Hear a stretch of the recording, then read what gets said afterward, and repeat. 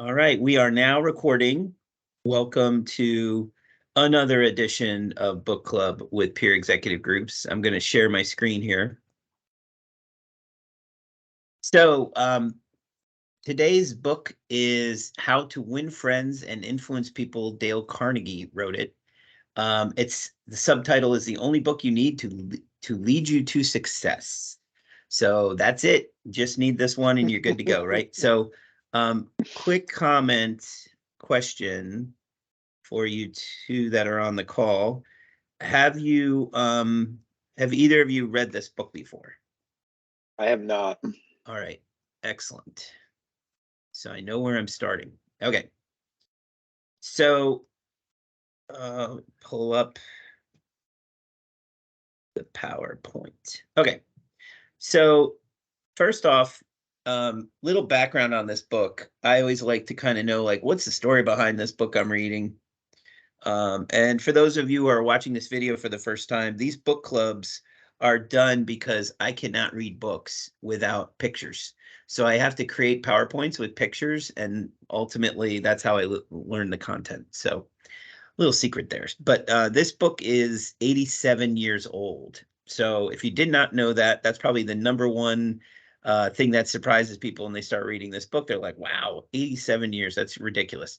So it was written before World War II, and it was liked and used by Nazis leading up to World War II. So that's a bad thing. But again, there were certain elements in it that kind of run counter to the Aryan nation stuff. But at the same time, for whatever reason, it kind of caught fire inside their ranks. And we'll go over that. It's really not, it doesn't apply. It's just an interesting side note. The book was edited by his wife, Dorothy, who stayed very active on his properties after he died. So Dale Carnegie, this thing lost its copyright in the 60s. She got it back. She then, at her old age with her daughter, ended up revising it in 1981, took some parts out. There's a couple references in the first half of the book that clearly were after 1936. So it was clear that she was active in it. So you have to throw her some props. It was interesting. He dedicated the book to Homer Croy. This guy's just an old Hollywood screenwriter, author, was also one of his close friends. He had started education courses back in 1912, which blows your mind when you think that's 110 years ago or 111 years ago. And he's teaching how to be a good leader and how to communicate well and things to people back then. There are two sections of the book that were eliminated by Dorothy. One was a chapter on effective business letters. Probably somebody's going to write a book about effective emails at some point, but that section was taken out. And then improving marital satisfaction. And perhaps because she was the wife, she felt like it was BS and they eliminated it, but who knows? The Library of Congress ranks this book as the 7th most influential book that's been written. So having a huge impact on people. Yeah, it's just like incredibly popular. And it was used by everyone from Warren Buffett prior to him starting his career to Charles Manson prior to him starting his career. So you could see you could use it to manipulate. Runs possibly. the gamut. Yeah, not a good thing, but here we go. All right, so Dale Carnegie, at the onset of the book, wrote a preface, and in that preface, he kind of identified these points. If you're going to get the most out of this book, you should develop a deep, driving desire to master the principles of human relationships. You need to read each chapter twice before going on to the next one. Disclaimer, I did not do that. As you read, apply the suggestions, underscore each important idea, review the book each month,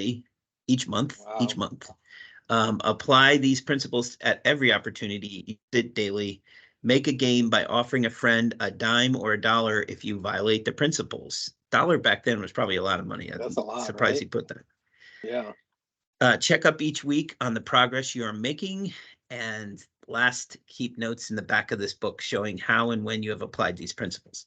Now, just for the record, regarding peer executive groups, about 8 years ago, we had our first non-owner group meeting, and you were given a booklet that had a curriculum. And so the first peer group meetings you would attend as a rental leader were really directed. So they were not a lot of best practice discussions. They were mostly directed. And one section was wholly on this book.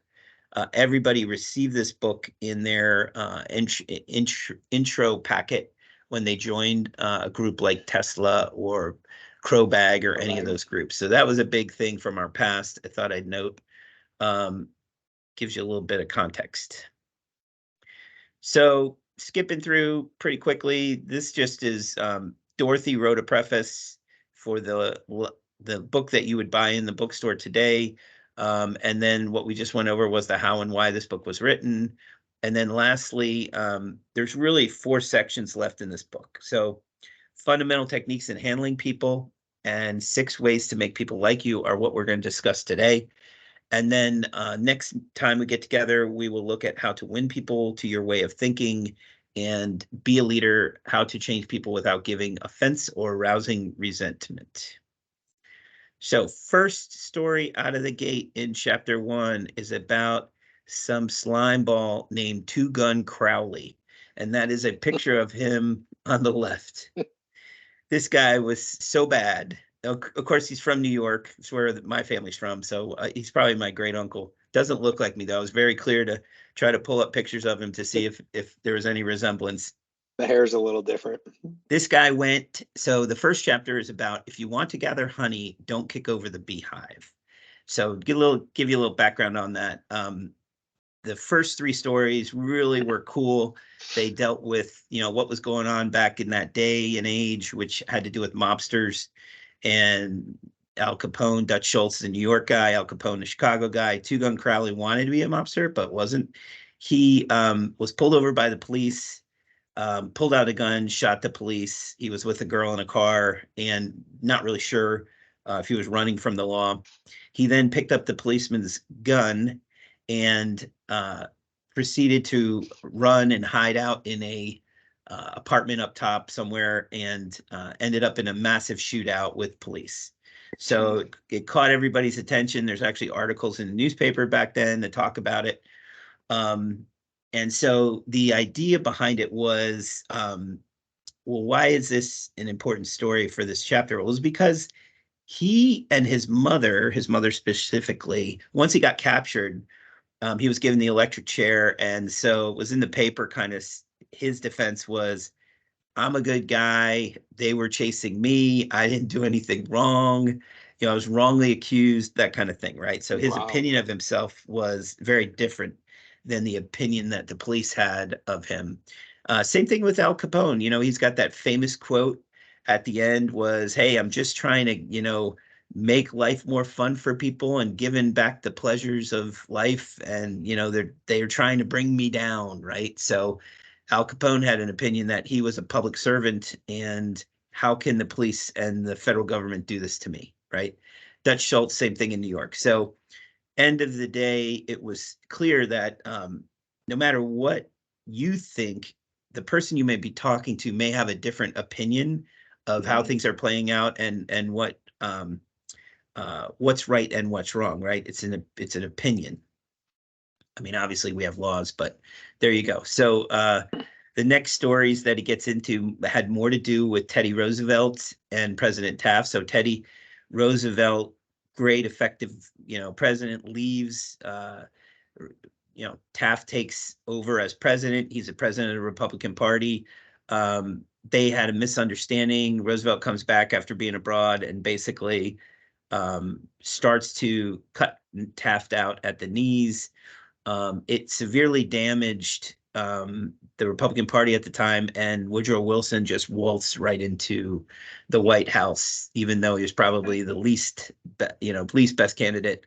But it was based on a misunderstanding of what's right and wrong between Taft's approach to presidency and Teddy Roosevelt. So again, just an opinion of there was some critiquing going on by Teddy, which threw off the public, and hence ended up not working against both of them because he wanted, didn't want Woodrow Wilson to take over, but he did. So that's happened over and over in history of presidential races, as you might recall.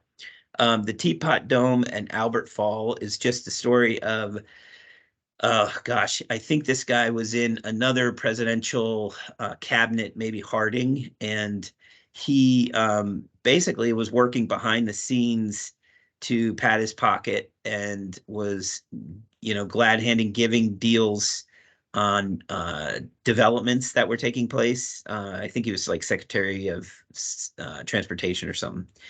And so what happened was he never really acknowledged that he was wrong. And he was simply trying to be the most effective person in that role. Fall from grace, ends up losing his position. But again, basically had his own opinion of himself versus how someone else would see him. The next one is the story of Lincoln. So I'm going to just switch slides here. So Lincoln's case, he was always critical of people, and he'd write like criticisms, and he was a lawyer, right? So he ended up having opinions about everything. And one time he wrote a letter, and it kind of came back to haunt him because the dude's like, I call you out to a duel. So Lincoln's like, oh, all right, I got to duel this guy now. He's pissed at me. And so they decided to use the long swords, and at the very last minute, it was stopped by the guys who were, friends with the two of these guys. And so that's a little image there, a cartoon from that. But it was a critical moment in Lincoln's life because at that point he realized he probably shouldn't kick the beehive, right? And maybe he should do something else, if he wants to gather honey, right? So it's not going to help him in the future. So what happens is obviously he goes forward. He starts to not criticize anyone in writing to have it hurt him. And ultimately, it did lead to this moment where General Meade had a chance to shut down the Southern Army led by Robert E. Lee. And, he was supposed to chase him back after, it's like the 4th of July in Gettysburg, and he's chasing him back across the river, and the Southern forces are kind of locked in. Meade could totally take him out. Doesn't do it. Lincoln is beside himself. He's freaking out. Like, this guy just screwed everything up. Now we're going to have this war keep going. So he ends up writing this long letter to Meade, like just pretty harsh letter. And so it's in the book. You can read it. And he's like, well, what's, well known about this letter is it never was mailed. So what happened was Lincoln put it in his book, and then after his death, Mary Lincoln found it and so forth. And, it was like, wow, he really did not criticize, and instead would try to say, hey, I'm stuck with this leader. How am I going to positively reinforce and move things to the next level so this guy doesn't make the same mistakes? So very interesting. The last piece on this first chapter really focuses on, some basic Confucius comments. Don't complain about the snow on your neighbor's roof when your doorstep is unclean. So, you might pull it from the Bible and say, do not judge others unless you judge yourself, or whatever it might be. Any fool can criticize, condemn, and complain, and most do. That was a saying that came out of that chapter. And the last thing they addressed in the book was that there was a really hot little poem story that was written back in the 30s, and it made me think of Cats in the Cradle, right? It's about a guy whose son's growing up, and so the father forgets, and he basically is critical of this kid every step of the way. And this is like 1920s culture, 1930s culture, so it was kind of interesting to read. But it became super popular because he learns his lesson and then loves his son unconditionally and doesn't criticize, instead gives him a ton of praise, right, and stuff. Better relationship going forward. So from the standpoint of this book, principle one, don't criticize and condemn or complain, right? That's the principle. Try not to do that. And I have examples, personal examples I'm not going to get into right now, but certainly we all have examples of that. Sound good, Charlie, Lauren? Anything? Any questions? Yeah, I like the criticize or condemn or complain, especially in a peer group setting. We talk about the um, shared experiences and share your experience versus, it's been my experience that this happens or whatever, to kind of frame your comments to other people in the group, and that kind of dives right into it, doesn't it? It does, yeah. We end up spending a lot of time with the peer groups to make sure that we're taking a lot of these principles from this book and applying it in that setting. So, it's one thing to give advice, but in a lot of cases, it's better to experience share if you're going to do that. So we'll learn a lot of those things in the context of this presentation here. So chapter 2 pops up. What is the big secret of dealing with people? And at the end of the day, there's like a couple paragraphs and pages in here. Dr. Dewey was a person brought out, and they talk about this guy as an expert. And what it came down to was a study of the desire to be important, right? So if you go into that context, like everybody wants to be appreciated, everybody wants to be important. We as humans have a core belief we want to be this way, right? So how do we win friends and influence people by being aware of that secret, right? So he identifies like, what do you want? And it's like health, preservation of life, want to live long, want food, want sleep, want money, money can buy. You want to live forever in the hereafter. You want sexual gratification. You want the well-being of our children, and ultimately the feeling of importance, which is actually one of the only things that separates humans from animals, right? So it's a feeling that it's a core feeling that helps people tick, right? Makes people tick. Mm-hmm.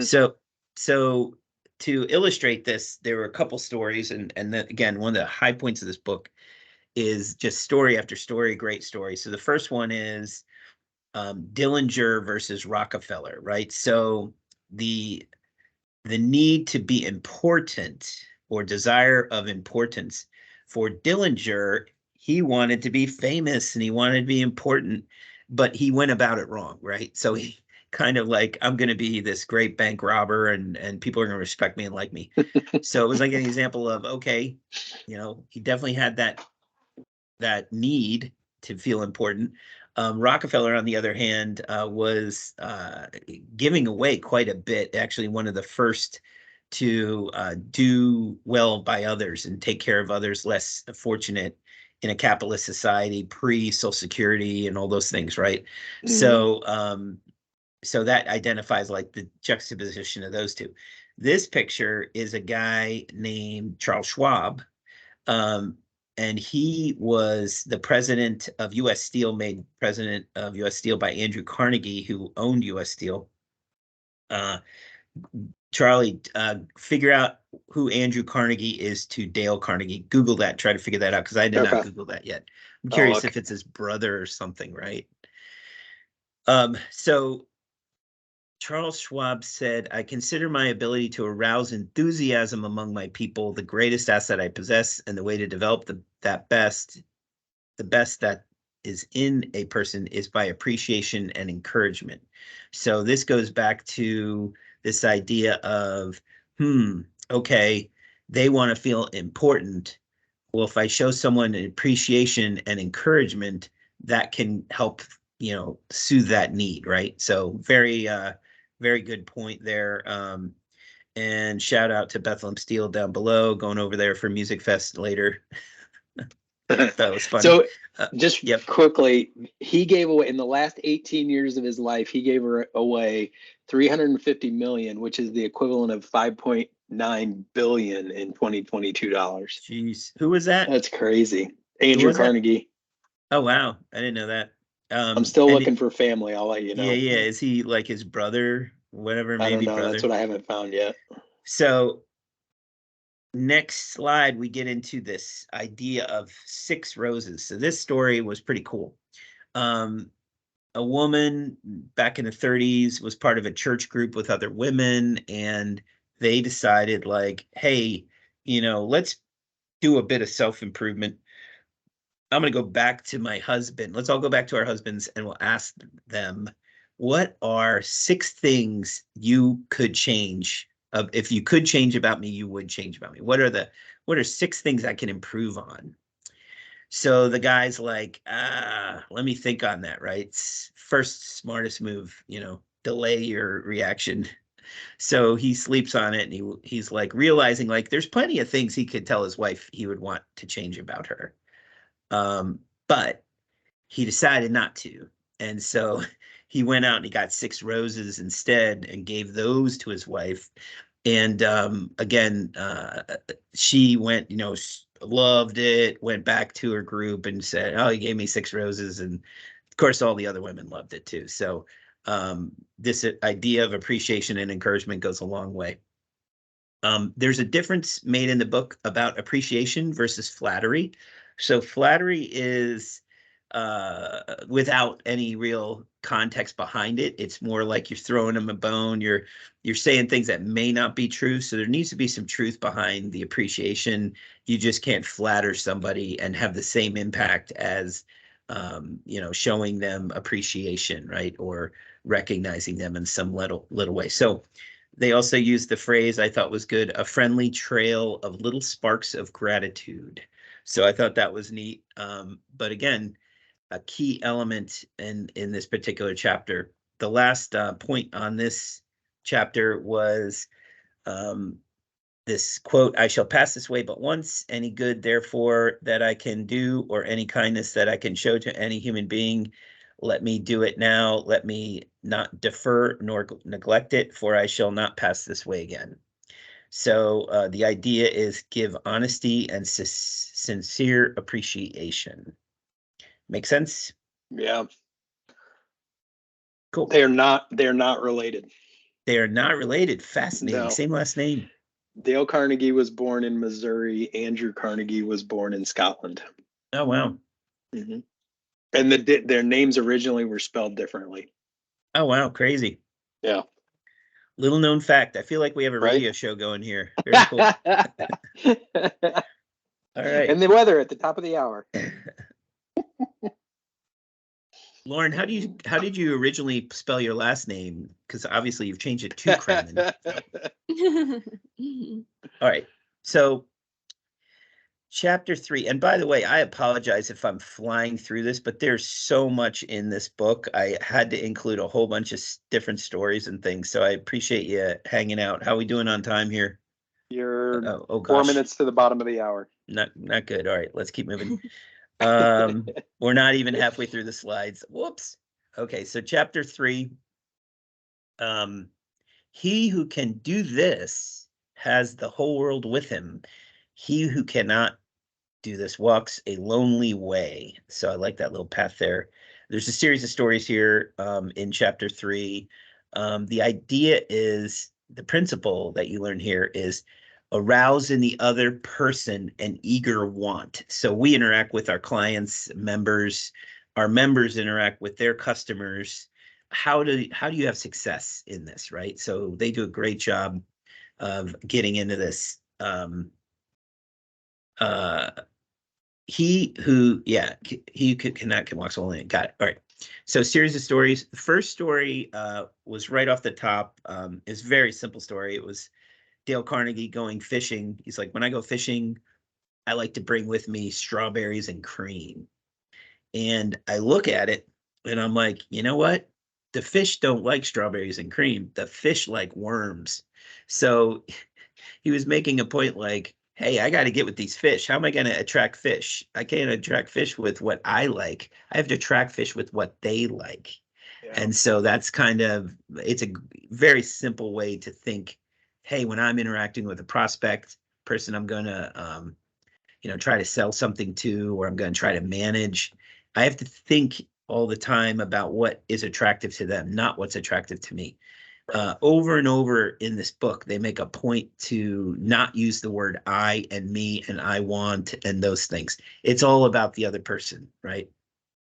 So he tells a story about moving a calf and how there's a big, strong guy pushing the calf, and there's another one that's pulling on the calf, and they can't get the calf to move. And so the wife's watching out the window. She comes out and she comes up to the calf and she sticks her finger in the calf's mouth. And the calf's like sucking on her finger. And she just like walks her back into the gated area. It's like, what the heck? Well, she knew what the calf wanted, right? So the calf wanted something to suckle, whereas the guys were like, you're going to do what I want, trying to get the calf to bend to their will. So good example. Another one is Dale Carnegie liked to speak at halls and things. And so one place he spoke, I think it was in Philadelphia that he was doing a lot of the speaking. We'll have to check. I'm sure Charlie's jumping on that right now. 1912, Chicago or Philadelphia, what was going on with Dale Carnegie. But he had the rent raised on him, and it was going to be a 300% increase in rent. And so he could have easily, stopped everything right now. I'm out of here. This is not going to work. But instead, he went back to the guy and he said, let's talk about this for a minute. And so he created a piece of paper and he said, here's the advantages of you raising the rent. And here are the disadvantages of you raising the rent. So he focused it all back on the guy and said, you know, so he said, for my perspective, I'm going to have to go somewhere else. So you're going to lose that rent. And also my customers who come to my speaking engagements like to stay at your hotel. So that's going to change. You won't be able to get those things. So it was never about what worked for Dale Carnegie. It was more about like, hey, I want this to be about you and whether this makes sense. So you can almost see how that applies to sales and how that would apply to a prospective customer, right? It's just about them and their decision. And then lastly, there was a number of letters that are outlined with a bad approach to writing a note to somebody versus turning it and having it be about the other person and really focusing on that versus what's disappointing you or what's bothering you about it, right? So that was in there. It was great. So the principle is you want to arouse in the other person an eager want. So at the end of the day, that first of 4 books of sections, this one is 3 principles. You see them here. Don't criticize, give honest and sincere appreciation, and arouse in other person's an eager want. So you jump into the second book, part 2. There's 4 parts. This one has 6 ways to make people like you. Anything on part 1 that we need to dive into? Is everybody good with this? No, I'm good. Yeah. I like the stories. Techniques into handling people. So 6 ways to make people like you. So number 1, do this and you will be welcome anywhere. Number 2, a simple way to make a good first impression. Number 3, if you don't do this, you are headed for trouble. Number 4, an easy way to become a good conversationalist. Number 5, how to interest people. And number 6, how to make people like you instantly. So one of the things I like about Dale Carnegie is he titles all of his chapters in a way that entices you and makes you want to open the chapter, right? So he's not giving you the principle. The principle comes at the end of the chapter. The chapter title is something that's going to, get you excited to read it, right? 6 ways to make people like you. Come on, who doesn't want to read that, right? Well, here is do this and you will be welcome anywhere. Boom. There you go. So that's the puppy. Walk in with a puppy. Yeah, so he loves dogs and he talks about dogs a couple times in the book, but one thing he makes a point, he's like, dogs are like the most useless creatures. They don't do work, like for the most part, like hens lay eggs. Humans have jobs to do. Everybody, there's always, everything has jobs. Dogs kind of are just attentive to you. And so because of that, it's like man, this dog is awesome. I love this dog. These dogs don't speak, but they end up being your best friend, and they end up being, oh, my dog's my best friend. The dog never said a damn thing to you your whole life. Well, yeah, because it's an effective listener. I don't know, like what's going on with the dog. So it really was a fascinating thing to uh, see him use the context of a dog sitting there looking at you, right? As a way to say, this dog is going to be popular with its owner, right? Another one that he said, which was fascinating, actually, caught my interest. So back in 1932, Pee Wee Herman was big. No, I'm kidding. So Pee Wee was not part Not of quite yet. not part of the picture, although he was like 70 when he died. I was shocked. Yeah. So he died a couple of days ago. But one of the things that happened in the book, Dale Carnegie made a point to remember birthdays. And so he gave like these examples of how to engage a person, get their birthday out of them, and then how to recall it, how to like word associate so that you would remember birthdays. This is before he had phones. So he would go back and he'd write down their birthday, and then that became his calling card. Well, another person who did exactly the same thing was Paul Rubens. So Pee Wee Herman, if you've seen anything on social media, the dude was the most popular person ever. Like, I was shocked at how many people came out of the woodworks and said, this guy's my BFF. So in one setting, I saw David Hasselhoff say, Pee Wee Herman was my roommate in college, and I consider him one of my best friends today. And then another dude, Joe Mangioli, I don't know his name. He's the big dude. He's in a couple movies. He said he's my BFF. Like, I've had life experiences with this guy because he's so attentive to me. So everything you read is like very much like the guy was this awesome listener and all this kind of stuff. So I thought that was very cool. And, obviously you can learn from that, right? So if you're able to become genuinely interested in other people, that's always going to be useful to you to win friends, right? So principle number one when it comes to this second book. The next one is a simple way to make a good first impression. And here it is. So what impression is this baby making right now? Happy smiley baby. That's right. It's smiling, right? This is like the shortest chapter in the book, I think, but he's saying you got to smile. Like, if you smile, it's going to be, it grows. I mean, I get this a little bit. I come into a room and I'm like half smiling all the time, like laughing at something inside my head, and people get it, right? Like, they're like, what is up with Crowley? He's always like giddy, weird stuff. So the baby smiling, he tells these stories about like people waiting in a waiting room, and they're like 40 minutes into it, and then mom brings in their little baby, and of course that melts everybody, and they're like, it's a baby smiling at me, I'm gonna calm down, right? So you apply this into business, and they're saying like, hey, like this psychologist did a study, he's from University of Michigan, he's like, people who smile tend to manage, teach, sell more effectively. So would you guys agree with that, or where do you stand on something like that? Heck yeah. Yeah. How does that work if you're calling if you're smiling, somebody? you're having more fun. Yeah, how's that work when it comes to speaking on the phone? They can hear it in your tone of voice, I think. They can hear it in your tone of voice. That's a good point. Yeah. Yeah, you hear every once in a while you say like, I can hear their smile. Yeah. I think clearly. Well, and you can definitely see the opposite of it. Like, maybe if you call, I notice it, like if you call, I don't know, like a doctor's office or something like that to schedule an appointment or talk to a nurse or something like that, you can kind of hear in their voice the opposite of it, right? Absolutely. So, yeah. Totally. How about so Lauren, you've been on both sides. Is she still on? Lauren's still on there? Yeah, I'm here. So you've been on both sides, both I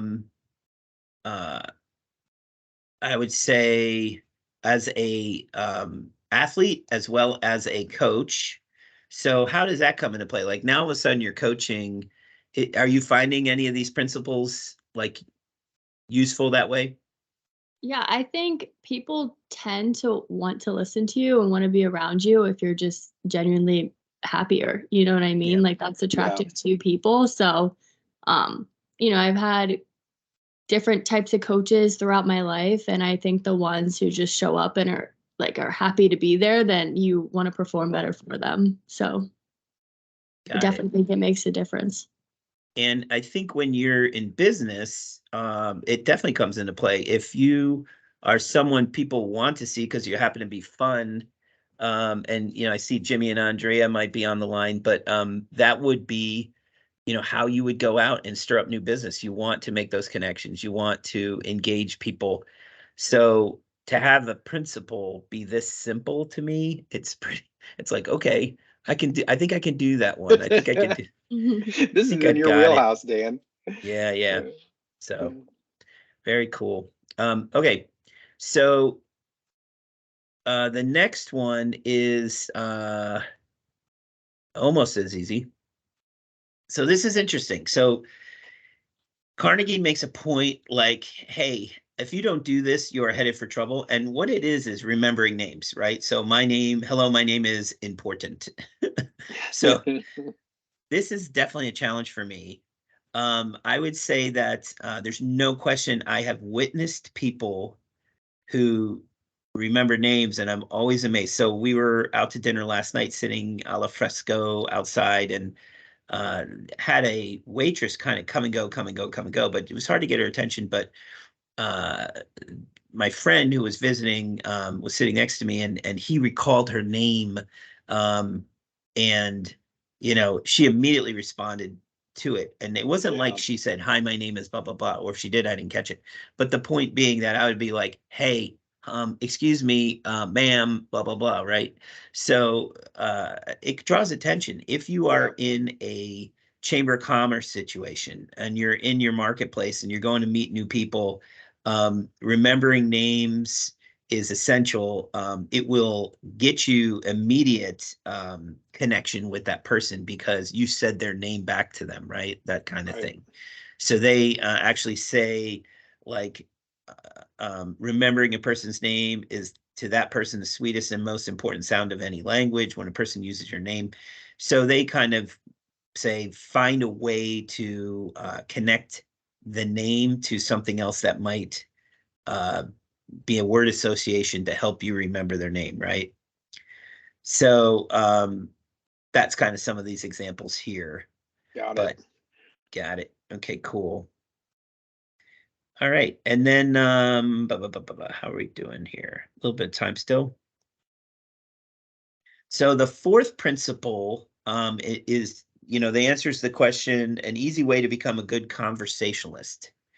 Be a good listener, right? So in this section of the book, they get into how a person gets identified as successful listening, or I'm sorry, successful conversationalist. And when somebody goes, "Oh my gosh, I loved talking with that person. It was so great talking with that person. We talked for an hour."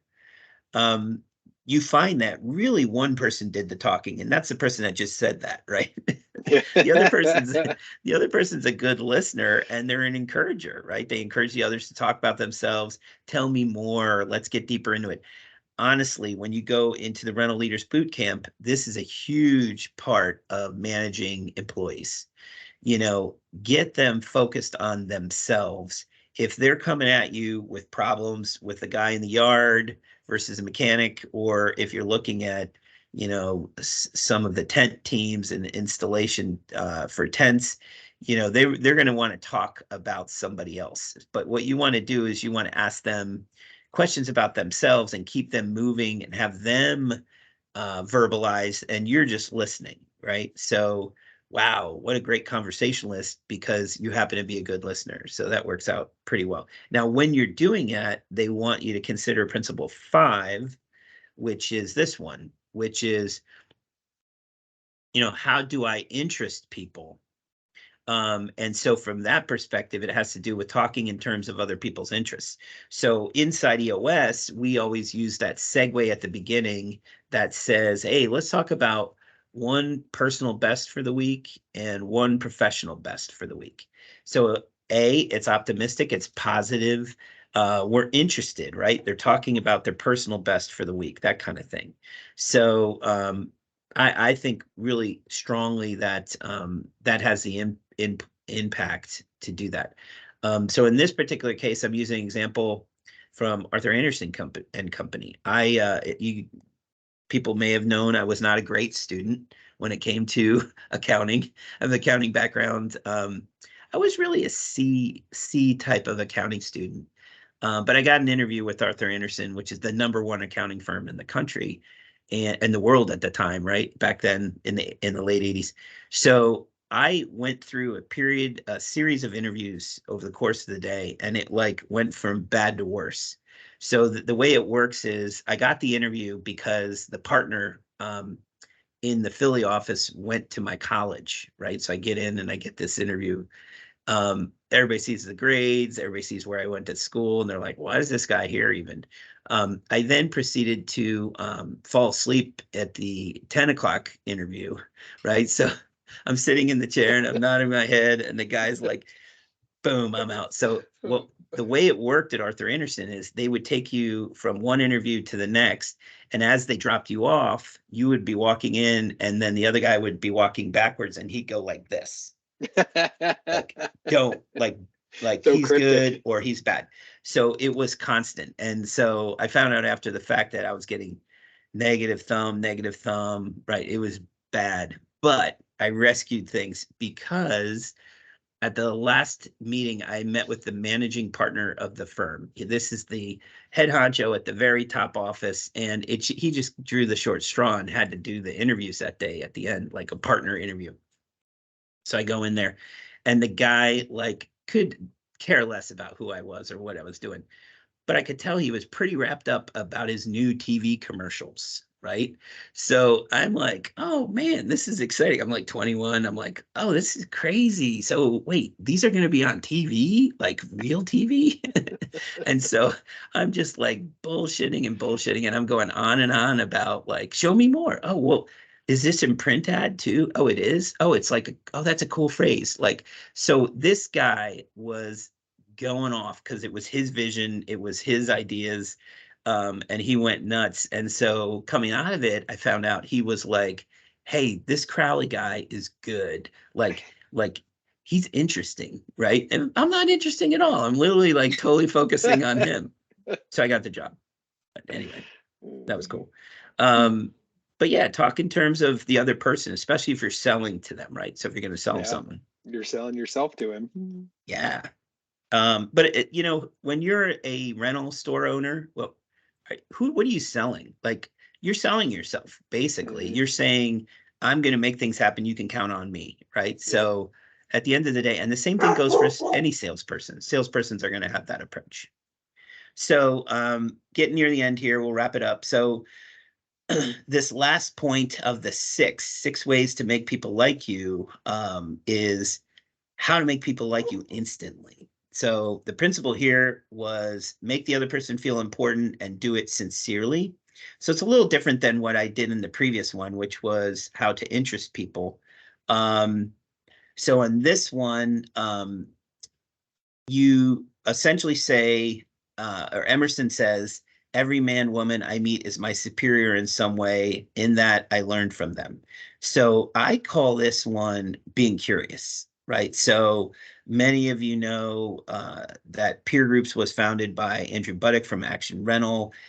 The only reason why peer groups even exist today is because he was very curious about peer groups, right? Now, clearly, I don't know if it really applied to rental at the time. He was trying to increase his rental. So, but maybe there was something there that made it curious to him. But by him constantly engaging me, I kept going back to him as a client. I had 20 Andrews, and they were all from different walks of life, different industries. But I kept going back to rental because I'm like, wow, I like working with him. And he showed it throughout his life. I've been friends for 20, 30 years. he has always been constantly curious. So he's always kind of made me feel important, even though, the stuff I do or the stuff I'm interested in might not be important, right? But he sincerely was interested. I was, at the beginning, I had none of that quality. I could not, I was all about me, me, me, me, me. And, some of you will still say that. Don't say anything, Lauren. But I would say that, that has become very interesting to me, is to slow your roll and look at the person across from you and, genuinely be curious about what they are and what they're bringing to the table, right? So do it sincerely, because they'll see the difference. So at the end of the day, there are 6 ways to make people like you. And again, that was book 2, or whatever they might call it. And then book 1, I'm just going to pull up so we remember it. Fundamental techniques in handling. Do not criticize, condemn, or complain. This has to do, so a lot of these 3 have to do with your interaction and managing of people, working with your subordinates or working with your peers or working with people above you. Give honest and sincere appreciation. So if you're not critiquing, you're appreciating. And then last, you want to arouse in the other person an eager want, right? So that is book 1. Hopefully you got something out of the first half of the session. We're going to pick it up next time with, let me just quickly tell you what the last 2 sections are. And I believe we have a special guest, right, Lauren? Yes, we do. Who is that? It's going to be Garrett Sherling. So he's going to be your co-host. You guys can do it together. Nice. And he lives by the book, so Yeah, he good. does. He gives the book out to everyone he meets. So part 3 is how to win people to your way of thinking. And part 4 is be a leader, how to change people without giving offense or arousing resentment. So we're going to stop the recording, put this up on YouTube. Perhaps it becomes a podcast. But by all means, listen to it, push it around, and we will see you for part 2. Take care, you guys. Thanks for coming. Thanks, Dan. Good job. Yep, see ya. Bye. Yeah.